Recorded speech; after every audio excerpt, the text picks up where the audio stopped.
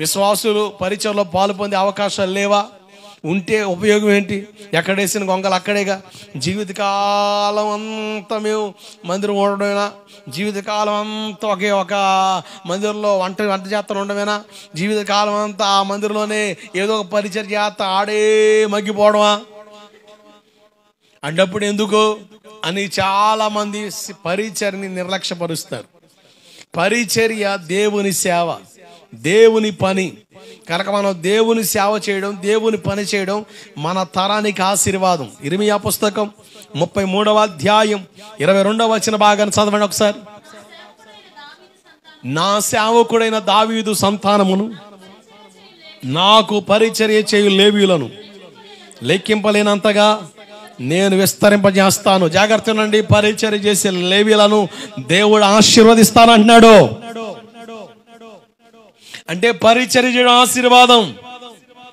ఎందుకు లేవీని గురించిన ప్రస్తావన తీసుకొచ్చాను అంటే, చాలా మందికి పాట పాడడం కావాలా, పాపం కావాలంటే బోడి పాట పాడడం ఎవడు కావాలా, ఎవడు గుర్తించేది లేదు కనుక నేను పాపమే చేస్తాను అంటే పరిచర్యని ఘనంగా ఎంచే స్థితి వారిలో లేదని అర్థం.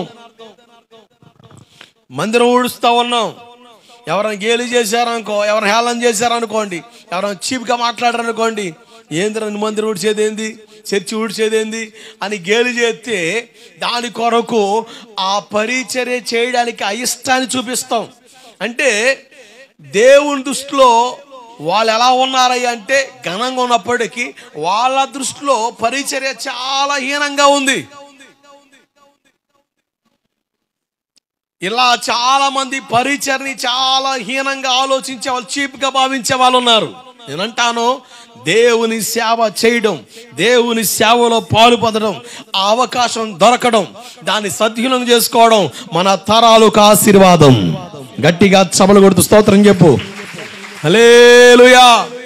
ఇంత గొప్ప భాగ్యాన్ని వాళ్ళు అట్లా దేవుని మనసును దోచుకొని సంపాదించుకున్నారు. ఈరోజు యేసు రక్తం కార్చబడింది, ఆయన ప్రాణం పెట్టాడు. ఆయన చేసిన త్యాగాన్ని బట్టి ఈ కృపాకాలంలో పనికిరాని మనకు దేవుడు ఆధిక్యత ఇస్తున్నాడు. వాస్తవం చెప్పాలంటే ఇక్కడ ఉన్న వారిలో చాలా మంది అక్కడే కింద పడే రక్తం నురుగులు గక్కి కింద పడి చచ్చే పరిస్థితి. ఎందుకయ్యా? మనలో ఉన్న పాపం, మనలో ఉన్న దోషం, మనలో ఉన్న అపరాధం, మనలో ఉన్న లోపాలే. కానీ దేవుడు ప్రేమమయుడు. పాత నిబంధన ప్రజలకు లేని భాగ్యాన్ని దేవుడు మనకి ఇచ్చాడు. ఈ స్థలంలోకి రావాలంటే మనిషి అదిరిపోయేవాడు, బయటే ఉండేవాడు. కనీసం గ్రౌండ్లోనికి, ఆవరణలోనికి రావడానికి కూడా అవకాశం లేదు, బయటే ఉండాలా. యాజకుడితో మాట్లాడేది యాజకుడే, ఆవరణలో పనిచేయాలా, యాజకుడే పరిశుద్ధ స్థలంలోకి రావాలా. అతి పరిశుద్ధ స్థలంలోనికి సంవత్సరానికి ఒక్కసారి అడుగుపెట్టి ఈ స్థలాల్లో మనం ఏ బలహీనతలు కలిగి ఉన్నా, ఏ లోపాలు కలిగి ఉన్నా బ్రతికి బట్ట కడుతున్నామంటే కారణం ఒకటే, యేసయ్య శిలువ త్యాగం. దేవుడికి స్తోత్రం కలుగునుగాక.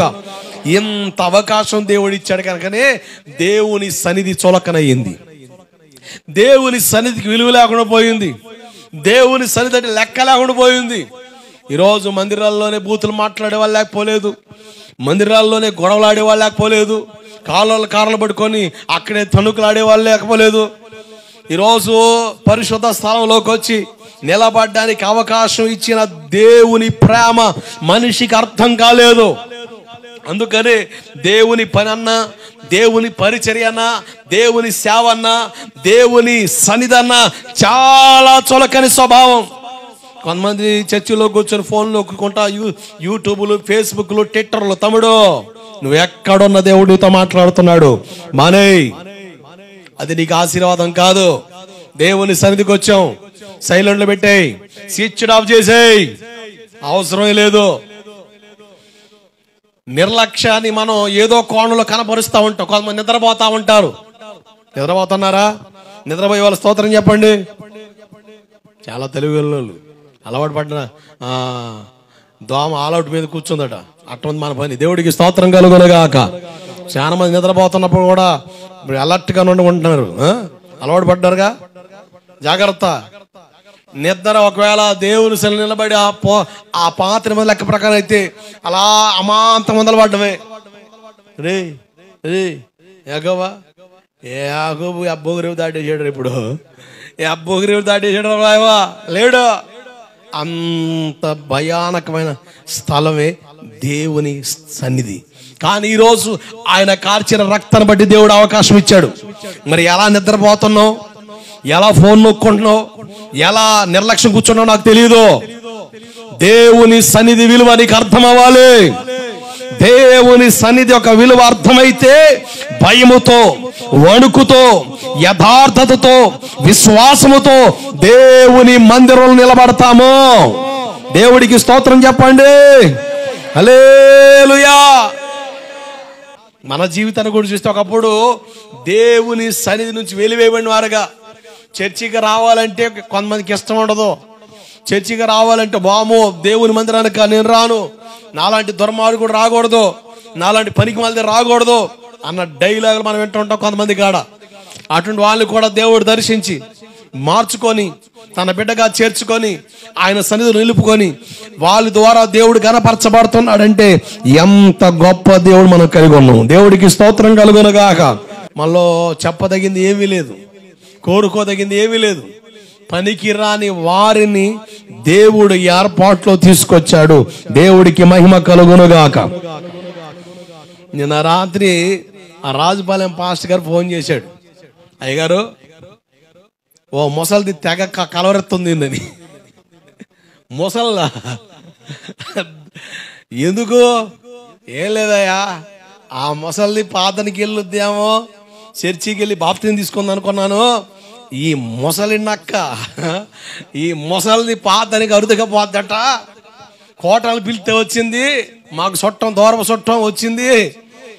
3 రోజులు కోటాల్లో 2 రోజులు భలే కమ్మగా నిద్రపోయిందట. నువ్వు వాక్యం చెబుతుంటే ఎందుకు నిద్ర రాలేదట. నువ్వు చెప్పినంతసేపు బాగా వాక్యం ఉందట. ఇక చూసుకో, లేచిన కాడ నుంచి నిన్నంతా నీ కదే. ఆ ముసలి ఎవడు కనపడ్డా ఆ పాటగారికి అమ్మకు చెప్పాడు, ఆ పాటగారికి అమ్మకు చెప్పాడని. బిర్యానీ తిని తిని తిని బిర్యానీ సారిపోతే అమ్మకి ఎడుతుంది అనిపిస్తుంది పేడానికి. అట్టుంది కొంతమంది ఫేజులు చూస్తే. దేవుని సన్నిధి విలువ మనకు తెలియాలి. నిద్రపోయే స్థలం కాదు ఇది. యాకోబు నిద్ర లేచాడు, తుల్లిపడి లేచాడు. అంటాడు ఇది దేవుని మందిరమే కానీ వేరొకటి కాదు అన్నాడు. మరల నిద్రపోయాడా? అది మనం అయితే దేవుడు ఉన్నాడులే, పాములు రావు, పులులు రావు. ఎందుకంటే దేవుని సన్నిధి అండి. అనేక అమ్మకి నిద్రపోలే, మరలా నిద్రపోలేదట. అంటే దేవుని సన్నిధి అని మనకు అర్థమైతే, మన అంతరంగాన్ని మన మనసుకు అర్థమైతే నిద్ర రాదు.